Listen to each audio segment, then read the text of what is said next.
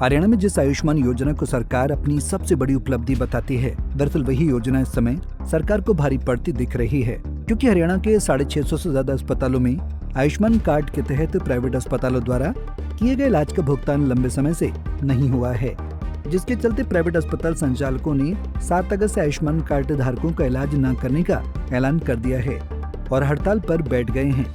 Indian medical association के पदाधिकारी का कहना है कि सरकार इस मामले में गंभीर नहीं है। वो मुख्यमंत्री, स्वास्थ्य मंत्री समेत तमाम वरिष्ठ अधिकारियों से मिल चुके हैं। उन्होंने कहा कि आयुष्मान योजना के तहत बजट 2500 करोड़ होना चाहिए था, जो कि 700 से 800 करोड़ रखा गया है, इसीलिए भुगतान समय पर नहीं हो पाता है। उन्होंने कहा कि अब चिरायु कार्ड बनाए जा रहे हैं और 70 साल से ज्यादा उम्र के लोगों के आयुष्मान कार्ड भी बनाए जा रहे हैं, लेकिन सरकार इलाज करने वाले लोगों को पैसे नहीं दे रही है, जिसके चलते प्राइवेट अस्पताल 7 अगस्त से इन कार्ड धारकों का इलाज नहीं करेंगे। सर, हमारी मांग कुछ नहीं है कि हमारी पेमेंट्स टाइम पर कर दो। टाइम पर नहीं करनी तो जैसा हमारा MOU साइन हुआ हुआ, हमें 1% हफ्ते का ब्याज है, आपने लिखा हुआ, दे दो, ब्याज दे दो। ब्याज देने से कतराते हैं कि ना जी, अगर आप ब्याज इम्प्लीमेंट करोगे तो अपने आप डंडा रहेगा ना कि टाइम पर पेमेंट करनी है। लिखा तो हुआ है। अब डॉक्टर भले मानस कोई कचहरी नहीं जाना चाहता, अगर कचहरी जाए, जो लिखा पढ़ी करी भी है वो तो पूरी करनी पड़ेगी ना सरकार को। और डॉक्टर लिटिगेशन में जाते नहीं हैं। आपने लिखा है, MOU साइन किया, फिर भी आप पैसा नहीं देते हो टाइम पर। मांगे हमारी यही हैं, टाइम पर पेमेंट कर दो। एक बार आपने अप्रूव कर दिया, पेशेंट एडमिट किया, आपने कहा हाँ जी ये इलाज कर लो, फिर कटौती नहीं चाहिए उसमें। इतनी की मांग। सब CM साहब से मिल चुके, खुल्लर साहब से मिल चुके, आयुष्मान के जो CEO हैं, मैडम हैं, अब तो उनसे मिल चुके, सब जगह मिल लिए, जूम मीटिंग हो ली उनसे। तो अब तो थक गए लोग। सर, अब तक जो है कितनी पेमेंट हुई है? सर, रफली 500 करोड़ की पेमेंट है। 650 अस्पताल हैं एम्पैनल्ड प्राइवेट हॉस्पिटल इसमें। और इसे स्टेट में कितने हॉस्पिटल है और कितने? सर, 650 एम्पैनल्ड हॉस्पिटल्स हैं प्राइवेट जो आयुष्मान के साथ जुड़े हैं। तो सभी में यही हाल तो सभी में यही है सर। तो कौन सी तारीख से फिर आप काम बंद कर रहे हैं? सर, 7 अगस्त से हमने टाइम दिया है। 7 अगस्त से काम बंद करेंगे सर। तो अब आपने सरकार को अल्टीमेटम दिया है, कोई लेटर लिखा क्या? हाँ, हमने लेटर भेज दिया सर, ईमेल से सब जगह लेटर भेज दिया।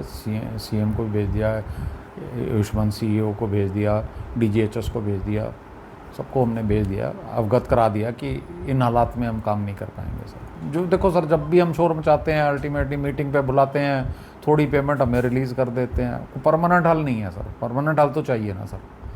हर बार हम 3 महीने पे हड़ताल के लिए खड़े रहेंगे तो ठीक नहीं लगता सर। 7 अगस्त से IMA हरियाणा ने कॉल दी, और ये ऐसी कॉल हर एक प्रदेश के हर एक स्टेट में बारी बारी करके दी जा चुकी है।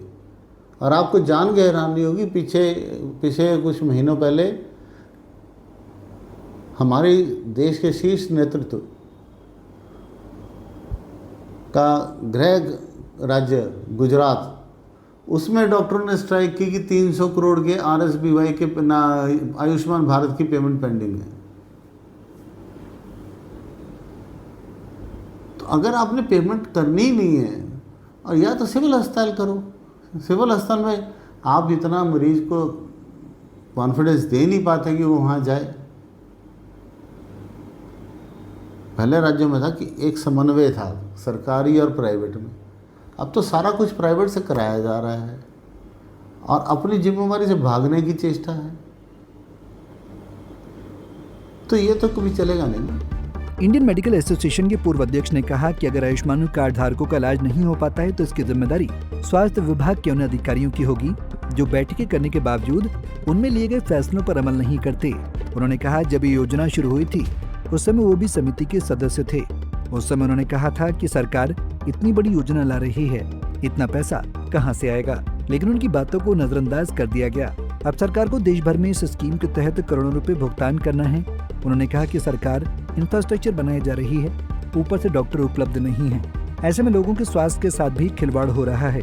इससे अस्पतालों पर आर्थिक बोझ बढ़ गया है और वो अब योजना के तहत मरीजों को सेवाएं देने में असमर्थ हैं। यमुनानगर से सुरेंद्र मेहता, पंजाब केसरी टीवी। हमसे जुड़े रहने के लिए हमारे YouTube चैनल को सब्सक्राइब करें और नई वीडियो की नोटिफिकेशन के लिए बेल आइकॉन को दबाएं। अगर आप ये वीडियो Facebook पर देख रहे हैं तो लाइक जरूर करें और ज्यादा से ज्यादा शेयर करें। धन्यवाद।